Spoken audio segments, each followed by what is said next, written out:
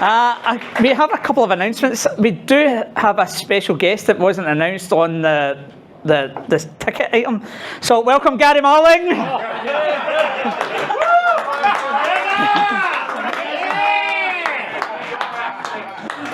It's great to see you, and we got these for you the last time you never turned up. I know. What can you do about it? Yeah, that's worse than pregnancy, I've heard. You're a man, not much.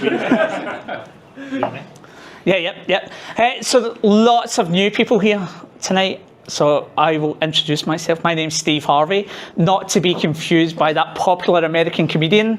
There's lots of Woolworths people here, so you get the nine items or less, Steve. All right. Welcome. We really love having you here. We're going to have some great fun tonight. So please, I'll introduce you to Josh. Josh Ryan, I'm just. Yeah. I hit record on the microphone and record on the camera. Have a great night. And he tells me to shut up a lot. The award-winning Josh Bryant. You're right. I forgot about that. International keynote. Multi. Yeah. Wow. Yeah, I know. I was shocked too, mate. It doesn't tell you what it's for, though. I thought exactly. Well, just doing it differently. Yeah. It's for HR. A couple of announcements. I want to do an announcement first, and then we'll thank our sponsors for tonight. I feel like I'm amongst friends, and I can share this news. I am transitioning. So they're not right. Who fucking laughed at? Yeah, there's, first hormones and then... Yeah, I am transitioning out of my role at Origin. So I will be available and on the market in January. So if anybody wants me, please give me a shout, because I have a massive mortgage and 2 dachshunds. All right, and two teenagers too, but in private school. So, again, I will put it out there. I am transitioning out of my role.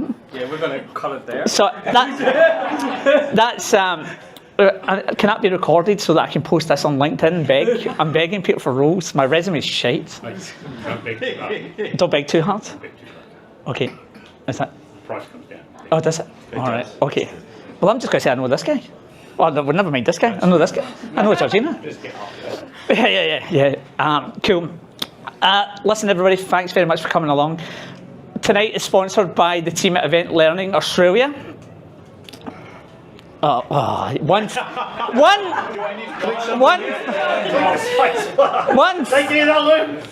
fucking job. Sorry, I'm here. Next one, please, mate. Luke, stop. Yeah. No! So, gang, I'm super excited to announce Georgina Poole and Sidney Dekker! Woo!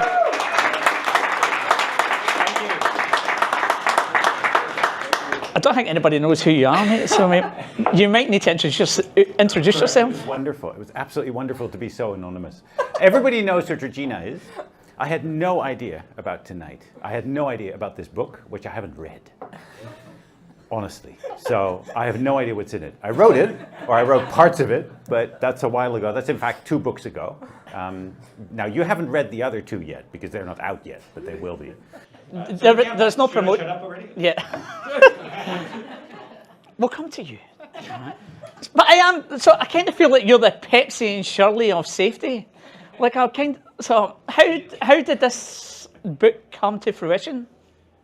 It's my fault. Is it on? It was my fault, because I had promised the publisher a trilogy, which is the worst thing to do, because what seems like a really good idea at the time, I got ideas for 3 books. And then by the time you've written the first one, which was Compliance Capitalism, which is actually quite a cool book. I haven't read that. Actually, I have read that. Is it an audiobook? It is? No. Okay. Shit. Okay, so I haven't read it. But it was actually quite a cool book. It was cool to write. But then they wanted the second one in the series. And by that time, I had ran completely out of inspiration for the second one. And I'm going, yeah, those ideas that I submitted to the publisher and that went all through the board and they were excited about it. I had no energy to write any of it. And I do not recall what it was supposed to be. So then Georgie shows up and has these ideas. And so I said, there's a book in that. And you know what? I have a contract for it. I just had to convince him that the title was going to be different. That's this book. So it was under duress. Under duress. Yeah, I wasn't. Oh, you were under duress, all right. What the denuded, what was it? Anorexic that needed some... That was the first right. You said it was an undenuded anorexic that required clothing. That was the first. That was her writing. That was her writing. It was very thin. 47,000 words, but let's leave that for another day. Actually, let's talk about that, because Sure. I can imagine that both of you have completely, in fact, I know you both have completely different writing styles, because I have to read your books twice.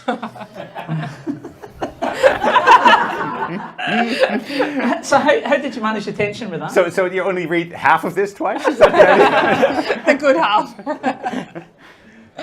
How do we manage the writing styles? Yeah. Many toing and froing, I guess, going back and forth between each chapter being written, and then slightly... Me not reading anything. That's probably how we managed it. And then slightly adjusting. And then Sidney had a really great editor that did a lot of work. That's true. He read it. He read it. He did a fantastic yes. job of amalgamating the two writing styles at the end. Daryl Horn up in Canada. Yeah, he good on did. him. Good He on did a him. really Yeah, great yeah, job. Oh, something sure. Canada? Wow. Yeah. I just want to take this moment to pause and say, you're up the front now. How attractive is this audience? They're beautiful. They are bloody good-looking bunch. Particularly the hazy IPA sitting there. I mean, that looks really attractive. Yeah, I know it's yours, brother, but yeah. I'm trying not to look at him. He's just.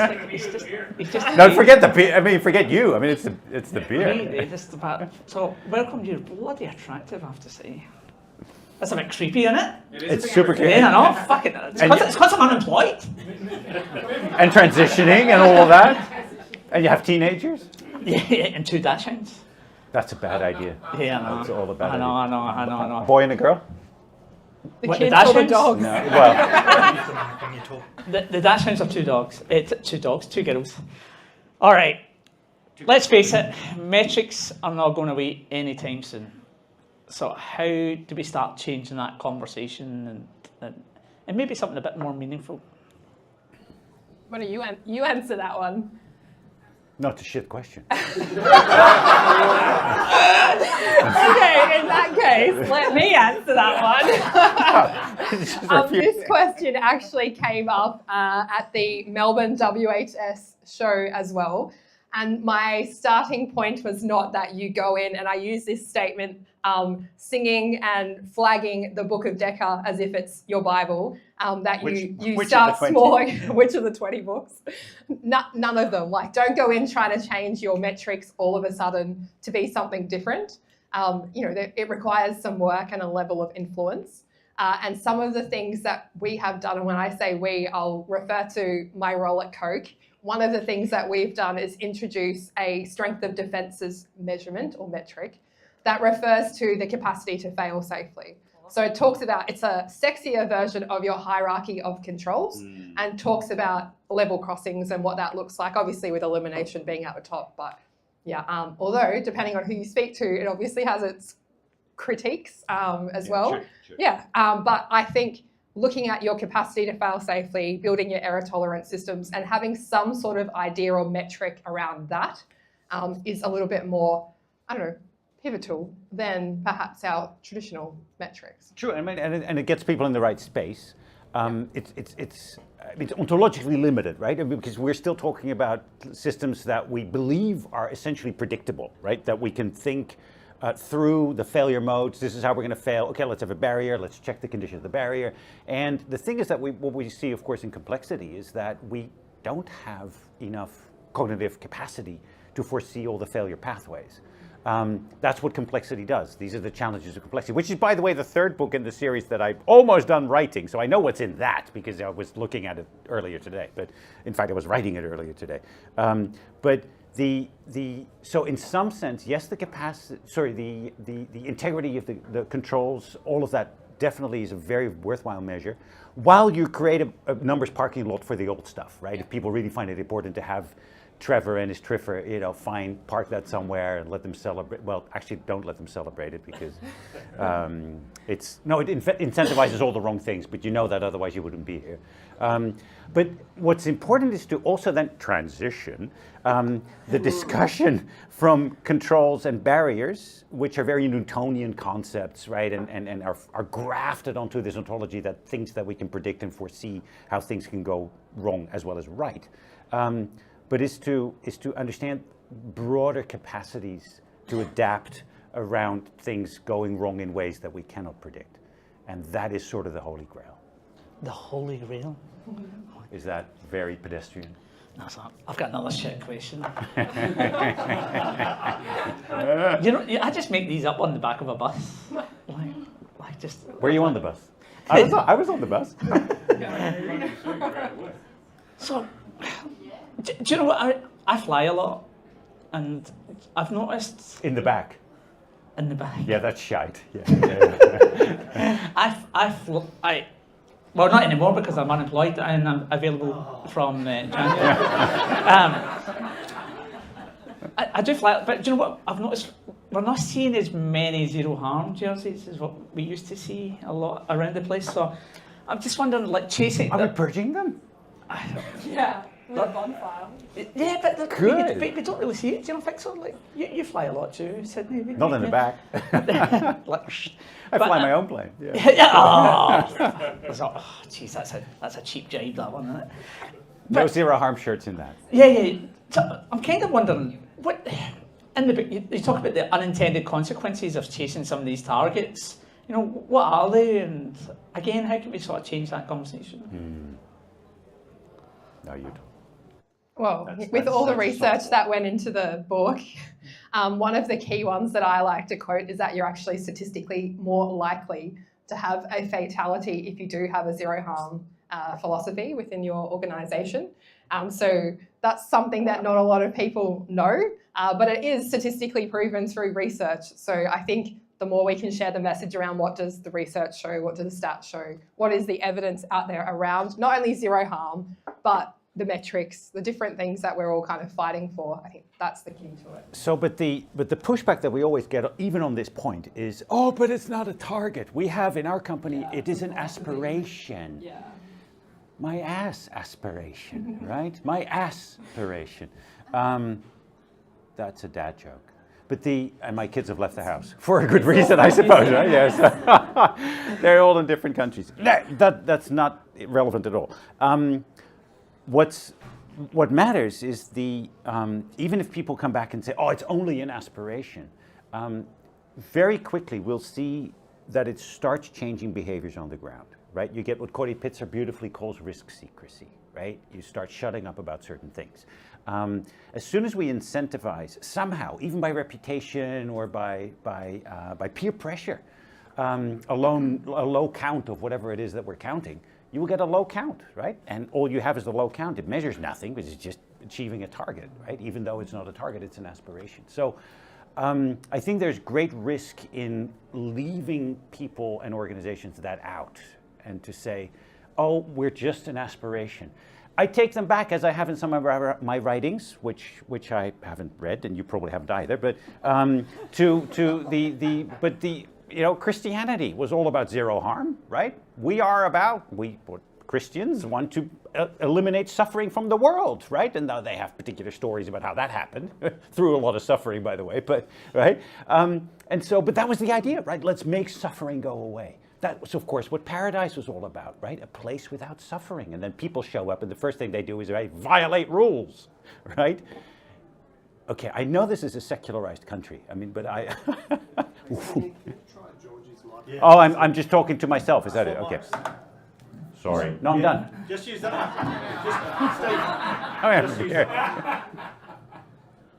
Just use that one. Yeah, toss that. Good. I'm done. Point made. You're done? I could go on, but... You just chatted about the stuff that Coca-Cola are doing with metrics. I'd love to hear a wee bit more, actually, seeing as you're, like... It's not in the book. It's just a wee secret between us. It's not a secret. So part of my role at Coca-Cola is implementing and rolling out human and organisational performance across the business. And part of that has been, including Jordan, he's part of the team. So part of that is obviously challenging the norm. It's probably the first role in my career where I've ever felt like I could be myself. And it started with having a very, very severe conversation with our South African VP of safety around, he said the big stick approach works. He said the big stick approach works from a compliance perspective. And I said, did you actually just say that to the person that wrote the book on metrics and has argued for however many years against what you just said? And I was able to have that conversation without any fear or ramifications occurring in the workplace. Nobody treated me any differently. Sydney is dying. I need to talk about the South African boers who run this business, right? And so maybe not. There might be some in the but audience. that's fine. I love you too. And so and you're Dutch stock, which is all good, right? So you speak a language like 400 years ago from what I speak. But then I was talking to the nuclear people in the UK, right? And which is actually run by a South African, right? One of these boer people. And so I'd done my talk and basically, right, a little preview of this stuff. And he clambers onto the stage and he's walking all really awkwardly and going like this. What's my camera? I know. Here's your camera. And he says to the audience, yes, I have to clamber over all of the slaughtered cows that are on the stage. After Dekker spoke, this is not funny? I thought it was hilarious, actually. Okay. For the pipeline. God, you don't even speak English well. I mean, this is not... All right, I give up. I'll have my beer. I love you too. I would just like to apologise to our South African Move on, Steve. Just Sidney Dekker, nothing to do with me. He's still angling for a job, right? I am South African diamond mines. I've been asking She'll answer it. No. Well, so, Georgina, you wrote Sidney's 20-odd books. I don't have a ghostwriter. Sidney, what's the book that you... Like, I'll be honest, I didn't want to give you a big head here, but your book, The Field Guide to Understanding Human Error, changed my career in 2015. And it was an unfortunate story, but I'll tell you about that later. I'm just kind of wondering, what's the book that you've written that you think, I really love this is really important, we should do more of this? Microphone.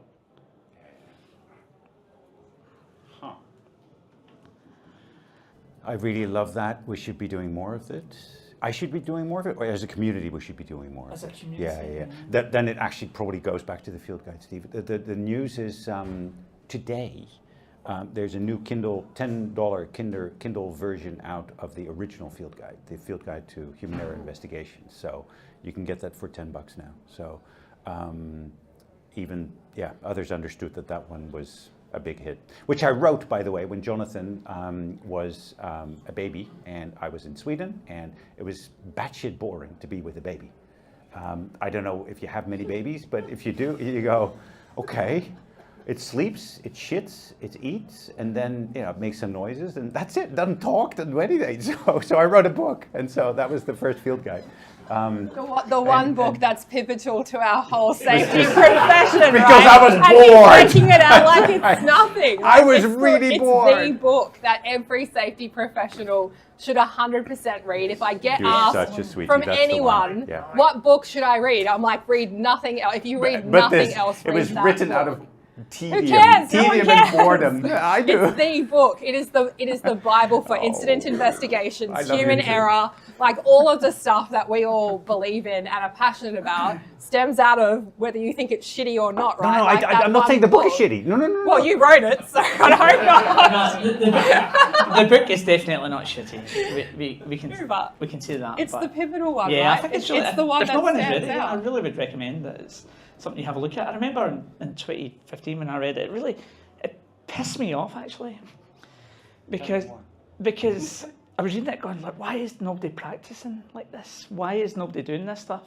that led me to meet Josh, and we have a beautiful relationship ever since. Yeah, that's why you're transitioning. Don't let him talk without a microphone. Hey, your turn. Sure. You and I went to America this year. Oh, wow. Yeah, we did. Yeah. I don't know, honestly, I don't know how I done it. I managed to score a gig speaking about stand-up comedy and safety. And I remember getting the email from Charles Major and going, oh my God, I just made this shit up after a couple of beers. I'm going to have to write something.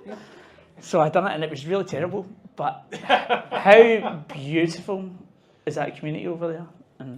Yeah, so I know we like to say that Australia is really well advanced when it comes to some of this stuff. But when you look at America and you look at the nuclear energy and the DOE and what's been happening over in the States for the last 30, 40, 50, even more years or so, Australia has a way to go. And those conferences in the States, if you can afford to get over there, because obviously flights and time, etc., it all adds up. But the sense of community that you get, it's not 50 people in a room. You're talking 400 people, 600, 800 people, and they all believe in the same thing. And everyone wants to share their knowledge and expertise with you. From the conference that I went to the year before last, which that's CHOL one, I started up a WhatsApp group with a number of the Americans that I befriended while over there, and still have that WhatsApp group and share knowledge. And when you have a shitty day, we get on there and we're like, is it really about blame? And we talk about all the hot principles. And it's so great to have that group of people to challenge and to also check yourself. You're like, am I seeing things? Am I on the wrong track here? Or is this what we talk about? But some of those people were part of the original DOE handbook, the ones that Conklin, Conklin is kind of, and Fisher were part of, like those like hop fathers or godfathers or whatever you want to call them, right? That they were part of when it first came out, those old school human performance principles that not everyone likes or whatever. So that sense of community is what sticks with me, and it's one of those ones that even if I had no job and no role, I would try and find a way to get over there just for that one conference, that CHOL one. And they have free webinars that you can go onto their website and check out as well. But if you can get to a CHOL conference, you want to go. Yeah, I would definitely agree with that. That was pretty life-changing for me, actually. Yeah. I remember Georgina came to me and said, hey, do you need me to introduce you to anybody? And I was like, no, just let me go and find some people. And the next day she was like, oh my God, how many people do you know? He was going on a boat ride with like Rob Fisher. I'm like, what the hell? What goes on in Vegas stays in Vegas. This is true. Yeah, it's true. All right, you're a mum to wee George. You're a wife to where's Steve? He's over there. You've got a full-time gig. What the fuck are you thinking about taking on a PhD? What's that about? And tell us some of the stories. So what it's about, we haven't narrowed it down completely. I think we're close. Is basically about safety initiatives driving organisational change within an organisation, but it's based off change agents. So each of you in your organisation driving the change, what makes it sustain or what makes it flop after you leave. And I've already started the research despite not technically being a PhD candidate already. And thanks to Sydney, I've had some really amazing opportunities to talk to some wonderful people. And the first one I spoke to was a really great director, health and safety person, I guess you can say, of a really big company that was doing things nicely and doing things the way that we all kind of agree things should be done. And his little insight was around, he, as a health and safety person, rolled out programs and bits and pieces of information across the organisation. And retrospectively and with hindsight looking back now, he says he wished he would have got the entire leadership team on board with moving forward with the mindset and the philosophy instead of what we all know, the hype around micro-experimenting, finding those pockets of excellence. He's like, I still think you should do that. However, the buy-in that you get from the senior executive level, the CEO, and like Josh speaks to this point too with Mitchell's, right? Like it's, you want your CEO, you want your next level down and your next level and your next, before you go spruiking anything differently, you really need that leadership buy-in. And we're talking top level leadership, and then go out and spruik, I'd like to micro experiment and here's what I'd like to implement. But it's still within the organisation that he worked for. There's a new manager coming in and he's wrapping up. but it's just interesting. So the flavour is, with the model of questions, I have a number of interviews scheduled. Next Saturday, I actually leave for Venice, where I'm sitting in on a Safety Differently masterclass. And from there, I'm flying to the Netherlands, where I'm interviewing a number of professionals who do this stuff and who have created change like all of us are a part of. Whether that change has flopped or sustained is what I'm studying for the better of all of us, not for me. This isn't for Georgina. I don't feel like I mean, obviously it's study, which will help me in my career, but this is for the benefit of every organisation that's like, holy crap, how do we do this successfully? To save time, to save money, and to save all of us the stress that I've experienced personally, the tears at work of trying to get messages through time and time again. I'd like to create a successful recipe book on how to do that. And I will take it back to a food analogy because I'm a log and that's how I roll. So yes, a recipe book on how to do safety differently, successfully, in organisations. I love it. I love it. Love it. All right, so about you guys. You are very fucking attractive. Who's having it? Who's got a question? Anybody but Michael. When you talk about food, Georgina, I get really excited. So, I'm a chef by trade, so that's my background. Okay. That's why it wasn't just. Was wondering where you were going. No, it's all good. That was not awkward at all. Nice to know you. He's sitting there with popcorn. This is going to get really interesting. Keep going. So one thing I've always grappled with, right, when you talk about random noise, when you talk about measuring safety performance, I don't see safety performance being separate from business performance, right? And understanding the state of safety in an organisation is one of those really complex things. You talk even about critical control management as a way to do it, but there's other stories or context around that. So I'm just trying to get my head around. We're doing some work at the moment in that space around trying to build narrative-based reporting for our executives and for our board to understand the state of safety in the organisation. And because we've got a really complex, large organisation, what advice have you got in that space to be able to, I suppose, improve our level of reporting back into our organisation? That's a good. Michael, thank you for that. I think the one piece of advice that I would like to give comes from a very small airline, actually. Rather than reporting near misses and talking about that in that language, they report good catches. And that may be a shift that many of you have already made, but to the extent that you haven't, there's a remarkable transition in people's willingness to report or share, honestly disclose their good catches, because it constructs a completely different story already. Right? So that would be my immediate recommendation. I think we've done something slightly similar at Coke. And obviously, as a manufacturing business, you're going to have a number of manual handling, typical types of injuries that you have. And normally at an LTI level, it requires a phone call through to the CEO. So you can imagine the operation managers and how they feel when that actually happens, right? Again, when we talk about metrics, what kind of behaviours do you think that drives? If every time I have one, I have to phone the CEO of Coca-Cola, right? We'll call it something else. Yeah. So what we do instead is narrative. So we actually still have to report on. We haven't made the change to something fantastic like good catches, but we know that we're going to have all these injuries related to manual handling. So instead of highlighting them by colours on a graph or something, we actually put an extra body of content in there that talks to the injuries where unmitigated risk was present or that you would not normally see within that part of the organisation. Right. So calling out the story. The person normally that has done the research on the incident itself. Right. Yeah. So whoever that is, would put that content in there. And we're really driving storytelling from a learning perspective as well. So we've created, obviously we rolled out the baby food 4Ds across the business. And I say baby food, that's a Dekker reference. He called it that to Brent Sutton's face, I believe. We have rolled out the 4Ds. I make friends really easily. We have proudly rolled out the 4Ds across the business. Because you produce baby food all over.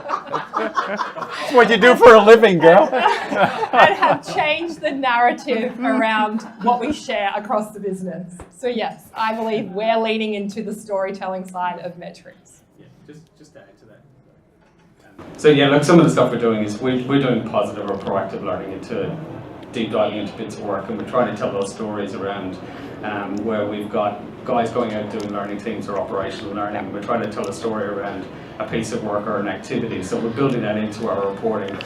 We've taken away Defer and LTI4 and all that stuff. And so And nobody's clamouring for it? No. We've had one board member who's new, who doesn't really understand it. But we're trying to work with those guys. But yes, some of that's good on you, mate. cool. That's good. That's good. Yeah, that is amazing. Yeah. Any other questions, gang? Oh, John. Thank you. Georgina, Sidney, congratulations on the book and thanks for presenting. This year, ISO 45004 guidelines for performance evaluation of OHS management systems was released. Do you guys have a position or comment or any comments on that, on its usefulness, on its... This is being recorded, right? We can edit it. This is being recorded. So, no comment. No, you have to comment. It will do nothing except create more paperwork, John. So, the minimal amount of effort that you can get away with, and then go do some good shit. You know, that would be my recommendation. Are you burdened with this? No, just interested in the ideal state. We often, as safety practitioners, we're often tuned to identify problems and things that need to be improved. Yes. Okay. So the ideal state would be that the international standard would provide guidance how to manage random noise, or how to improve performance evaluation. So. And 04 doesn't do that yet, you reckon? I don't know that I know enough about it to comment. Yeah, okay. But I mean, philosophically, do you think it is moving a few inches toward what we're talking about here? There is some ISO standards by nature are generic guidelines. Yeah, no. Very generic. The answer is no. Yeah, so no. They need to adapt. It doesn't. Thanks, Josh. There might be a starting point, but I think you all are able to share a lot of research and shared experience. Is it a step in the right direction? Maybe. Could it be better? Or could it learn from, say, some of the research that you've done? Yeah, okay. Perhaps? It's not. It's a traditional ISO standard that is written like every other ISO standard to set the bare minimum requirements of an organisation, similar to a code of practice. It doesn't tilt the gauge in the...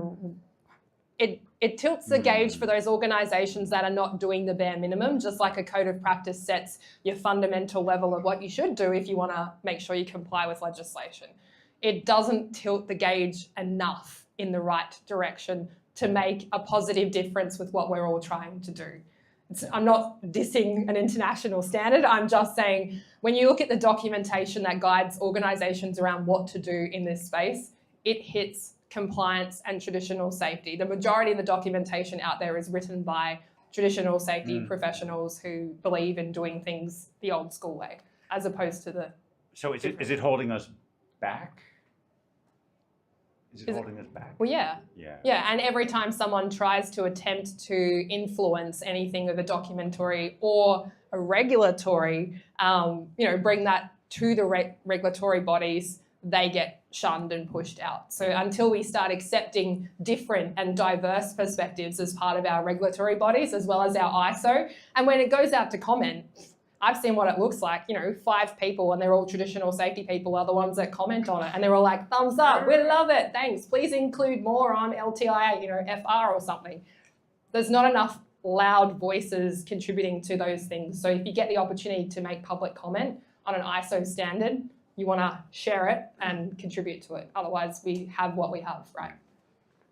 Thank you.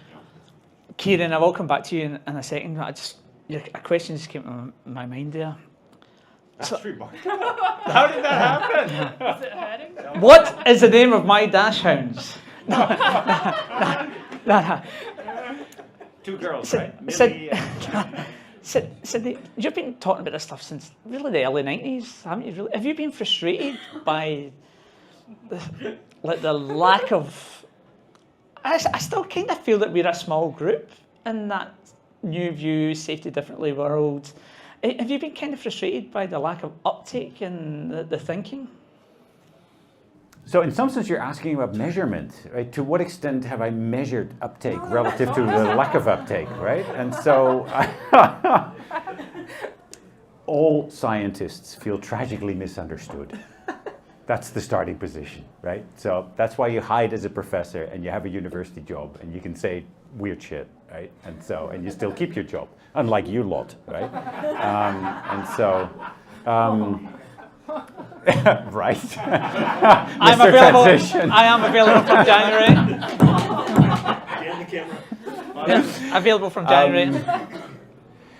But Steve, no, thank you for the question, and let me try to give you a genuine answer. To the extent that I feel frustrated with the lack of progress, it motivates me to do it more and do more of it and do it harder and find other niches to keep publishing and pushing and talking about this stuff.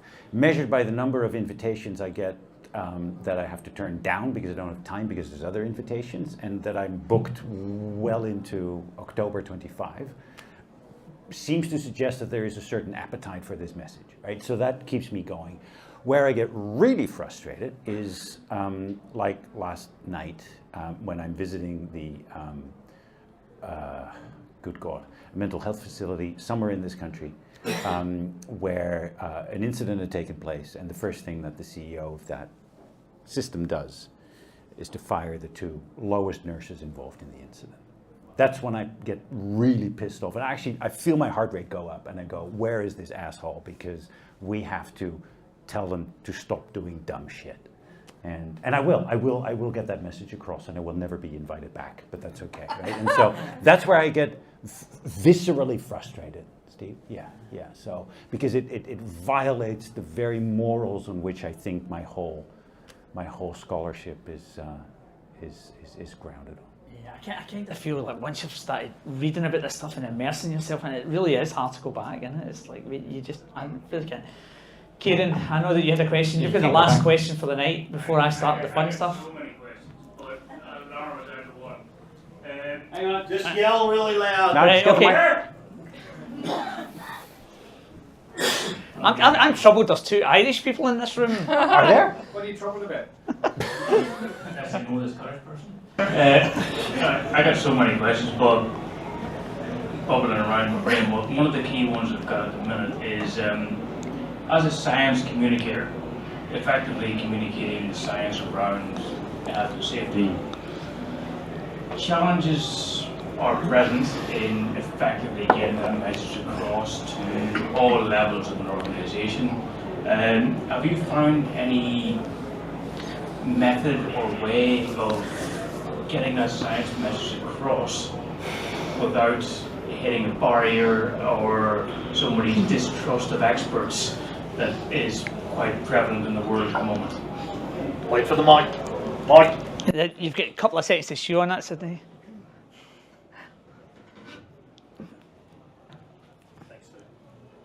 There you go. No, that's why we need people like you. Yeah. Oh, well, you fucked it. Toast to that. Josh, just so you can edit it out later. Beep. Has you got any thoughts? I don't think I've seen anywhere where there's been you just said no level of, like barriers or anything like that. No. And I think the message is, and what I've witnessed over the last 18 years, is that as safety professionals, we're expected to hit the ground running in a variety of complex and dynamic work environments. We don't necessarily all have the skills to be able to communicate across a variety of levels and to be able to influence at a variety of levels. And there's a lot to be said of our standard degrees, certificates, and things, like QUT, University for the Real World, right?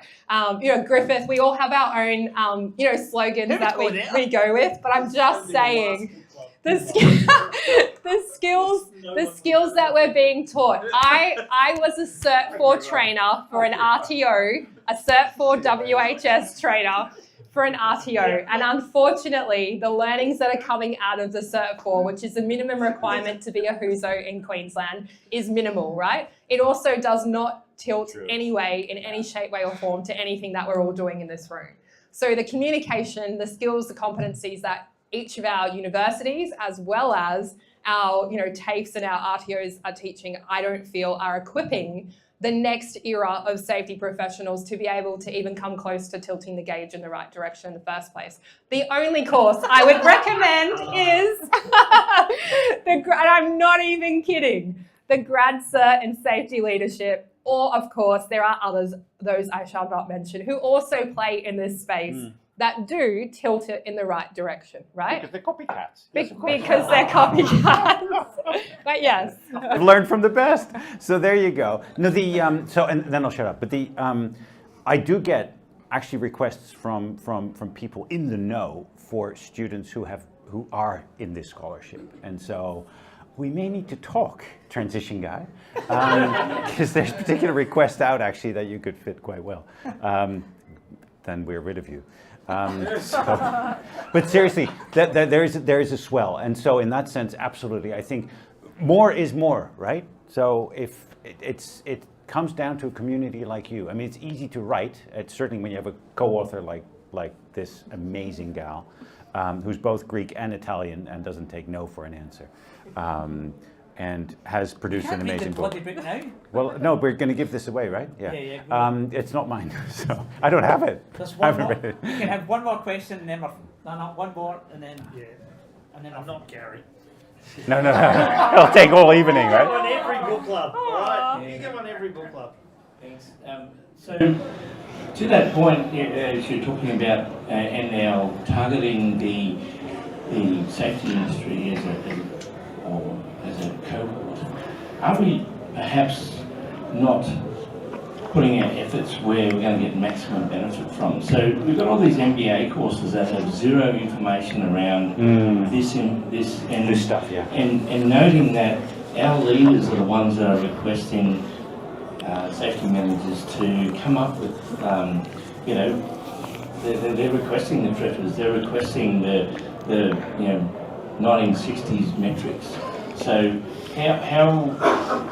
what are we doing as an industry? And then perhaps there's probably something that we can influence, around for AIHS and these other industry bodies who are supposed to be working for us to influence into these, leadership forums as opposed to just targeting safety.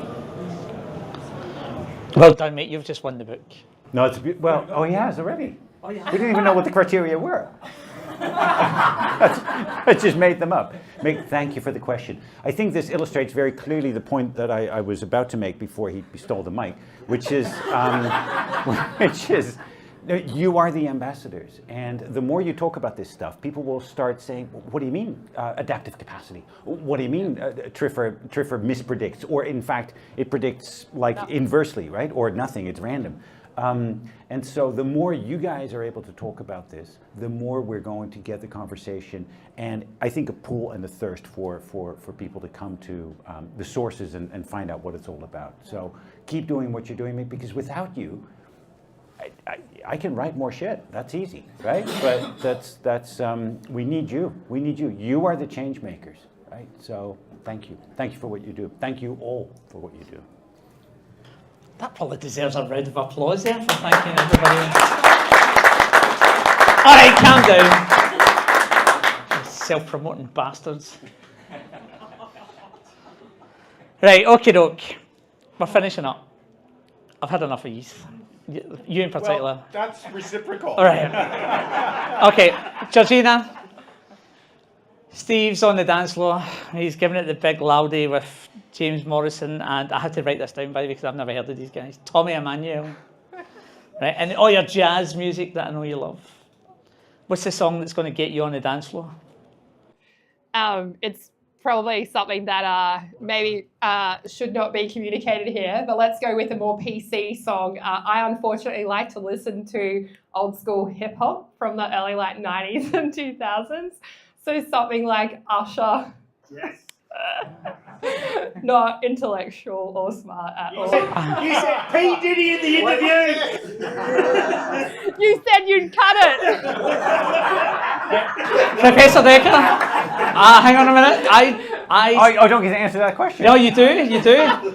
But I remember when we were in Wollongong, you were playing the piano and everybody was singing and dancing. Yeah. So what's the song that you would play tonight to get everybody up singing and dancing? Where's the piano? He did ask that earlier. Yeah, we don't have one. Well, then it's a It's out of completely budget. hypothetical shite question, so never mind. Get a piano, we'll find out. All right. Well, what's the song that would get you up in the karaoke? Whitney Houston, I Want to Dance with Somebody. Oh, that's awesome. That is so 80s. I didn't say I was good, I just said I'd stick to it. You said what song would you? That dates you, girl. Oh, well. But you're 28, right? Yeah, right. Yeah. So, What song would get you up singing, Sid? You zero, wouldn't sing? because I'd be at the piano playing it. So. Oh, would you? All right. Okay, doc. Get one more question left, and I'm going to ask it. Right. So Coca-Cola, I know you work at Coca-Cola, and Jordan's here from Coca-Cola, are the best-selling drink all over the planet, except in one country.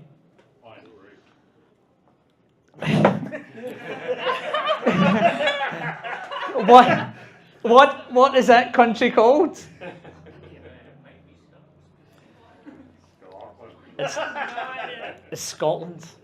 So It's everywhere. not a country, you bastard! Freedom! Oh, don't open that one, right? Because it'll go bloody everywhere. Everybody, Georgina Poole, Sidney Dekker. Woo!